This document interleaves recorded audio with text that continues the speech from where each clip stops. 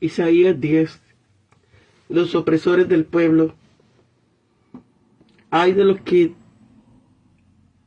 dictan leyes injustas y decretan vejaciones para privar de justicia a los pobres y para quitar el derecho a los afligidos de mi pueblo, para despojar a la viuda y robar a los huérfanos. ¿Y qué haréis en el día de castigo? ¿A quién os acogeréis para que os ayude?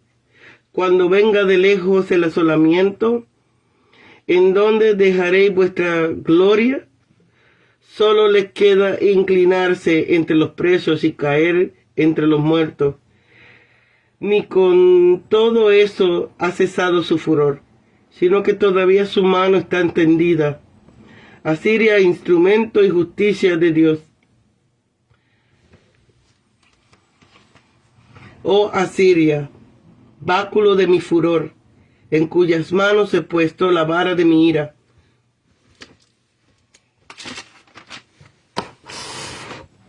Le mandaré contra una nación impía, y sobre el pueblo objeto de mi ira le enviaré, para que saquee de despojos y arrebate presa, y lo ponga para ser hollados como lobos de la calle, aunque él no lo pensara así, ni su corazón lo imaginara de esa manera, sino que su intención es destruir y exterminar muchas naciones.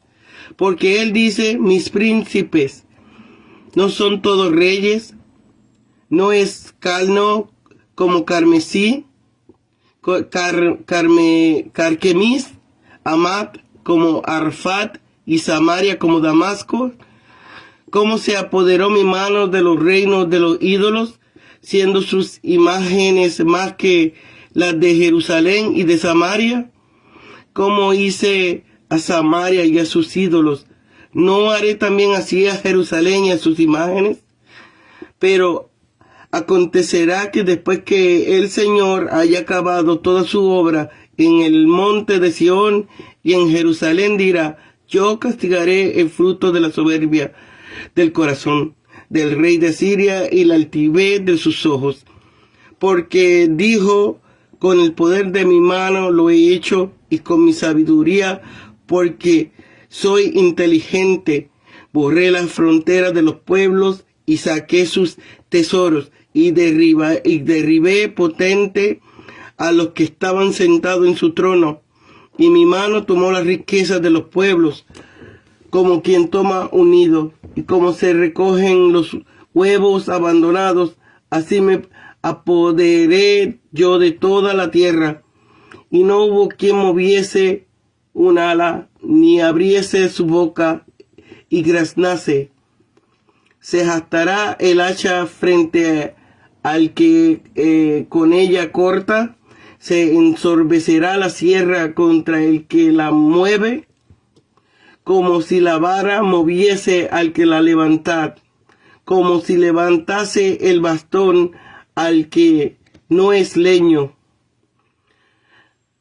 Por esto el Señor Jehová de los ejércitos enviará su opulencia, encenderá una hoguera como fuego de incendio, y la luz de Israel será por fuego, y su santo por llama, que abrace y consuma en un día sus zarzas y sus espinos.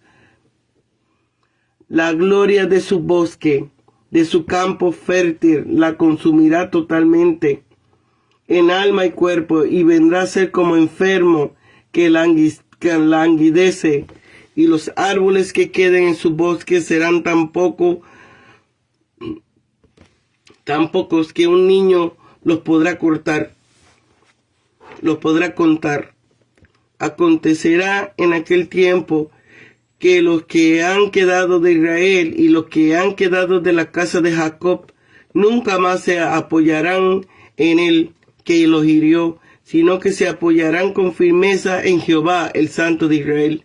Un remanente volverá, el remanente de Jacob volverá al Dios fuerte. Anuncios de la ruina. Porque aunque tu pueblo Israel sea como la arena del mar, solo un remanente de él volverá, La destrucción decretada rebosará justicia, pues el Señor, Jehová de los ejércitos, realizará en medio de la tierra un exterminio ya decidido.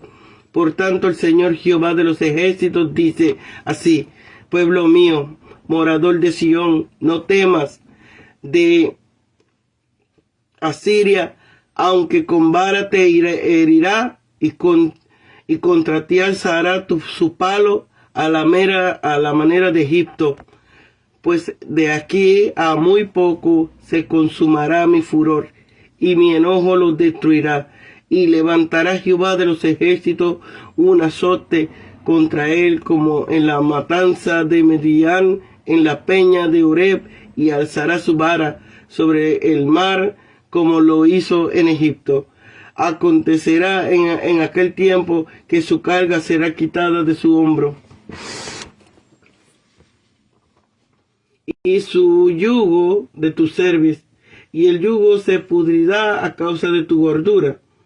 Vino hasta Hat, pasó hasta Migrón, en Micmas contó su ejército. Pasaron el vado, pernoctaron en Jeba, Rama tembló, Cubet de Saúl huyó. Grita en alta voz, hija de Galim, escucha Laís, pobrecilla de ti, Anatot. Matmena se desbandó, los moradores de Jebim huyen a refugiarse. Ese mismo día hará un alto en Nob, alzará su mano contra el monte de la hija de Sión, el collado de Jerusalén.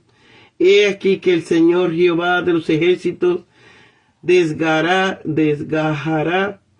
el remanente con gran poder, y los árboles de la gran altura serán cortados, y los altos serán derribados en la tierra, y cortarán con hierro la espesura del bosque, y el Líbano caerá frente al fuerte.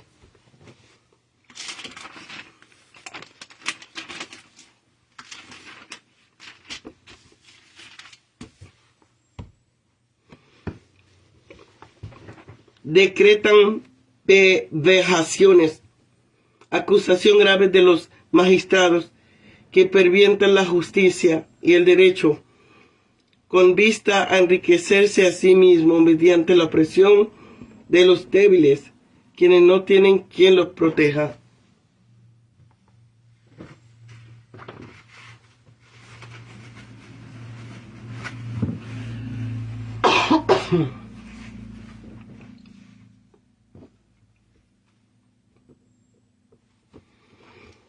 Robar a los huérfanos. Lo que prescribe esos jueces es opresión, algo que lleva al sometimiento injusto, a la opresión del pueblo. Las pobres personas que querían comerciar con procedimientos legales no recibían permiso para hacerlo, y las posesiones que por derecho pertenecían a las viudas y a los huérfanos terminaban siendo un botín para los jueces. Caer entre los muertos. Podemos suponer que el profeta tiene en su mente la escena del traslado de los prisioneros, y así podemos añadir que él ve como unos caen bajo los pies de otros prisioneros, incapaces de soportar tales durezas, mientras el resto muere en la guerra. Y dado que la matanza tiene larga duración, los que mueren no quedan simplemente como cadáveres aislados, sino que vienen a quedar cubiertos por otros cadáveres. Báculo de mi furor, instrumento prestado con el que iba a herir a su pueblo. A veces Dios se sirve de una nación idólatra que no le presta ninguna clase de adoración para castigar a una nación hipócrita que no le adora con sinceridad y verdad. He puesto la idea que prevalece en toda esta sección y en la siguiente es que Jehová domina el curso de la historia, y que aún y que aún los imperios más poderosos no son sino instrumentos de la providencia divina.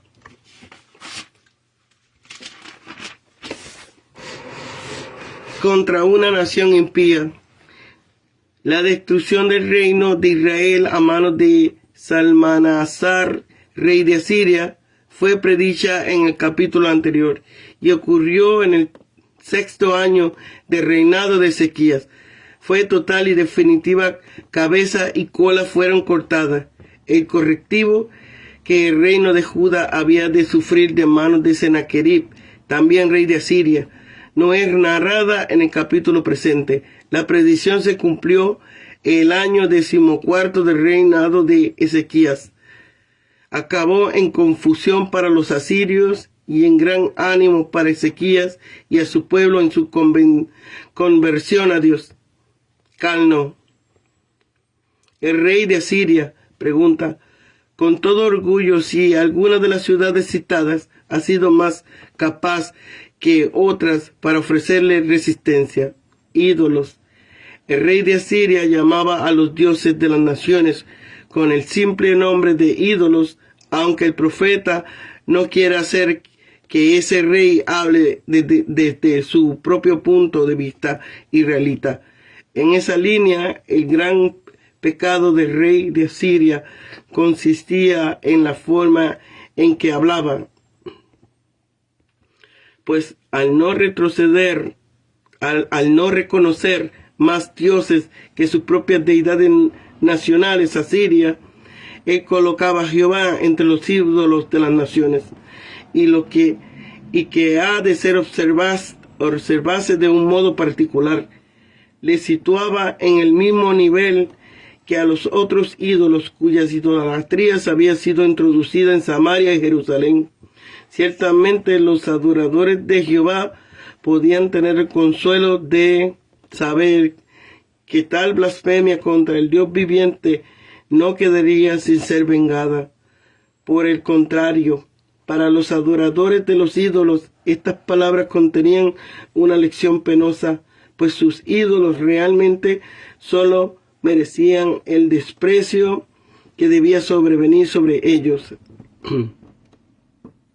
De esta manera, el profeta ha descrito el pecado de Asur, que consiste en una autoexaltación ambiciosa sobre Jehová, elevando así su gran blasfemia. Pero de hecho, ese rey de Asur no era más que una vara en manos de Jehová, que podía designarla al uso que quisiera. Luz de Israel será por fuego. Jehová que para Israel es una luz que ilumina, para los invasores se convertirá en fuego devastador, y no para purificar como en Israel, sino para devorar totalmente la víctima. Gloria de su bosque. El ejército asirio, compuesto por muchos soldados y de muchas naciones, eran como una selva, y se enorgullecían de la belleza de sus hombres y de sus armaduras, de manera que parecía un jardín, un campo fértil, una selva humana, un bosque. La deidad de la destrucción completa se expresa en la frase proverbial en cuerpo y alma, que ofrece la ocasión para evocar la figura del consumirse, es decir, de alguien que se consume.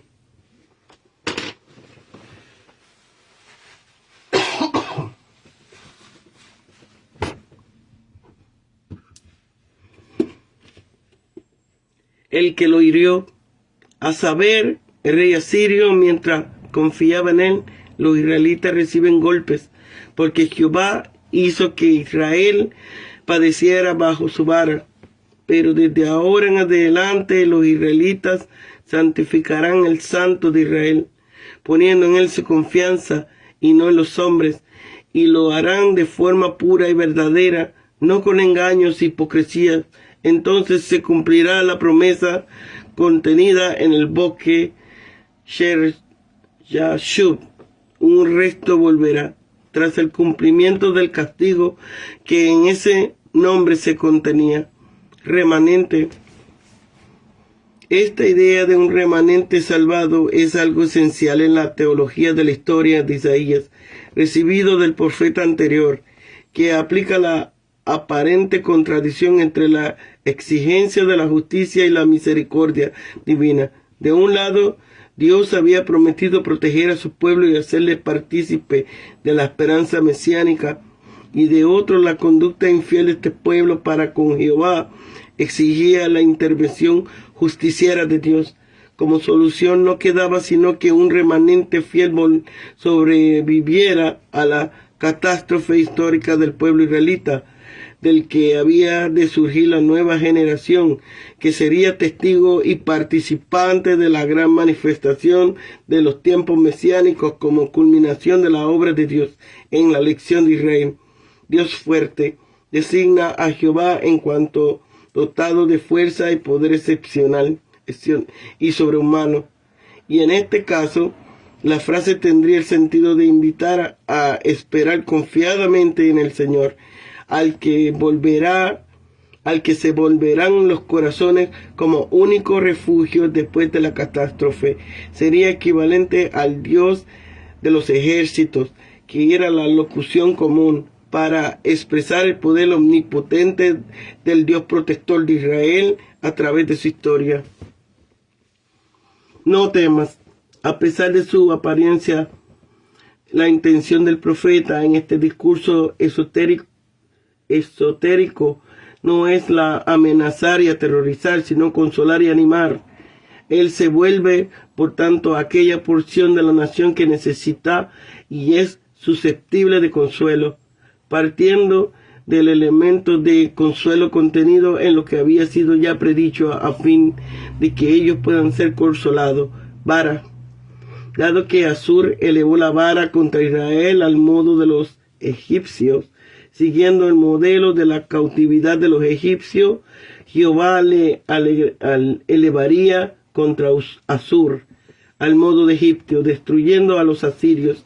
Vino o avanza. Descripción, inminencia del ataque de un ejército enemigo a Jerusalén. Aunque no nombra al invasor, parece este ser el ejército asirio. Ahat, quizá la antigua Ai, está a unas 30 millas al noroeste de Jerusalén. Casi cuando los asirios llegaron a esta ciudad, ellos pisaron por primera vez el territorio de Benjamín, que se hallaba bajo la soberanía de Judá. El nombre de esta ciudad, Ahat, que significa montón de piedras, concuerda con el nombre de que se encuentra a 3/4 de hora del camino del sudoeste de Beitín, es decir, Betel. Pero a 1 hora del sudoeste de Beitín hay tumbas, depósitos de agua y ruinas que pueden observarse, y son ellas las que pues bien, a partir de ahí el ejército no se dirige hacia la Jerusalén por el camino normal, es decir, por la gran ruta del norte, sino que para sorprender a Jerusalén toma una ruta diferente, a través de la cual tendrá que cruzar 3 valles profundos y difíciles. Migrón, nombre, parece bien conservado en la ruina, situadas a 8 minutos de camino de Beitín. Micmas, el lugar puede reconocerse todavía formando un valle desierto lleno de ruinas con el nombre de Mushmas. Al este del valle de Migrón, aquí depositaron los soldados su bagaje en la medida en que podían prescindir de él, sea dejándolo allí o guardándolo seguro, para llevarlo después por una ruta más fácil, pues de aquí avanzaron a través del paso de Micmas, que forma un profundo y áspero barranco, el cual que tarda en cruzarse unos 48 minutos de respiración forzada. Pasaron el vado. El autor se refiere al cruce desfiladero de Micmas, con dos altos acantilados rocosos, donde Jonatán había realizado su gran aventura en contra de la guarnición de los filisteos. Uno de esos acantilados se llama Cené, un nombre que recuerda al que es. Ellos cruzaron el desfiladero animándose uno a otro mientras se alargaban la dura marcha, con la perspectiva de pasar la noche en Jeba, que encontraba ya muy cerca. Pernoctaron. Acamparemos en Jeba. Desde allí se les abría definitivamente el camino hacia Jerusalén, y no esperaba mayores dificultades después de haber pasado el desfiladero de Micmas.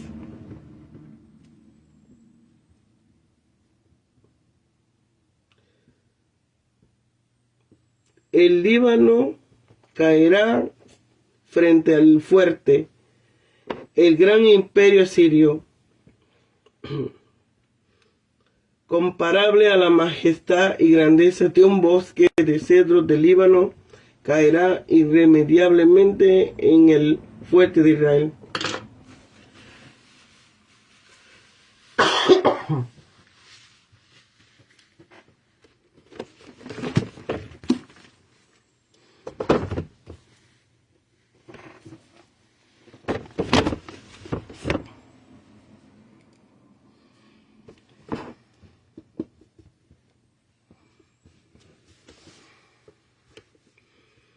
Dios juzgará a los jueces corruptos y a los que dictan leyes injustas. Los que oprimen a otros serán oprimidos. No basta con escribir buenas leyes en los libros. Cada persona debe tratar con justicia al pobre y al indefenso. No pase su responsabilidad de ayudar a los menos afortunados, a su gobierno ni a su iglesia. Usted es responsable ante Dios de lo que haga por los pobres. Aunque Asiria no sabía que participaba en el plan de Dios, él la autorizó para juzgar a su pueblo. Dios lleva a cabo sus planes en la historia, incluso con la gente y las naciones que lo rechazan. Dios no hizo el mundo y luego la dejó a la deriva. Nuestro Dios todopoderoso y soberano tiene el control. Por esa razón podemos tener seguridad en un mundo cambiante. Calno, Carmesí, Hamat, Arfat, Samaria y Damasco fueron ciudades conquistadas por Asiria. Lleno de confianza por las grandezas victorias que expandieron sus imperios, el rey de Asiria dio un discurso arrogante, pensando que derrotaría a Judá como lo hizo con los otros reinos, pero no se daba cuenta de que Judá estaba bajo la mano poderosa de Dios. Samaria y Jerusalén estaban llenas de ídolos inútiles que no podían protegerles del poderío asirio. Solamente Dios, creador del universo, podía derrotar a Siria, y eso mismo haría, pero no sin antes usar los asirios para su propósito. Esta profecía sobre el juicio de los asirios se cumplió en el 701 a.C., cuando el ángel del Señor mató a 185,000 soldados asirios. Tiempo después, el imperio asirio cayó entre Babilonia y nunca más volvió a ser una potencia mundial. Los asirios eran arrogantes, estaban orgullosos de sus victorias y pensaban que las habían logrado gracias a su propio poderío, pero fue Dios quien les permitió ser victoriosos. Nuestro orgullo también puede distorsionar nuestra perspectiva en cuanto a nuestros logros. Si no reconocemos que Dios tiene el control de nuestra vida y está realizando su propósito, nosotros estamos condenados al fracaso. Ningún instrumento ni herramienta puede cumplir su propósito sin la manipulación de un poder mayor. Los asirios eran una herramienta en las manos de Dios, pero no se dieron cuenta cuando una herramienta se jacta de tener más poder que el que la usa. Este corre el peligro de ser desechada. No debemos considerar los recursos, los talentos especiales que Dios nos ha dado como algo que nosotros mismos hemos desarrollado o como un privilegio particular. La caída del imperio asirio sucedió en el 612 a.C. con la destrucción de Nínive, la ciudad capital. Aunque Dios utilizó a los asirios como instrumentos de juicio contra Israel, ellos también serían juzgados por su perversidad. Nadie se escapa cuando Dios juzga el pecado, ni siquiera la nación más poderosa.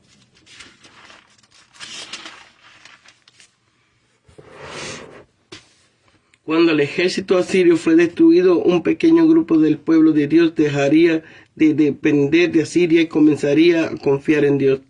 Este remanente sería tan solo una fracción de la previa población de Israel.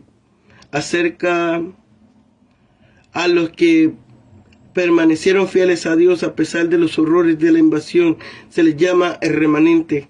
La clave para ser parte del remanente era la fe. No bastaba ser un descendiente de Abraham, haber vivido en la tierra prometida y haber confiado en Dios en algún momento de la vida. ¿Piensa usted que pertenece a la familia de Dios porque desciende de un linaje cristiano, participa en una iglesia o tuvo alguna experiencia en el pasado? La clave para ser un cristiano verdadero es la fe y el Dios Todopoderoso. El orden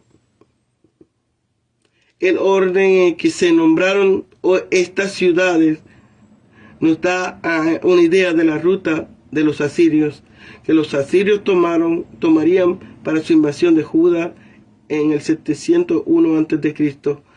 Pasarían desde Ahat, probablemente Ai, en la frontera norte de Judá hasta Nob, a solo 3 kilómetros de Jerusalén.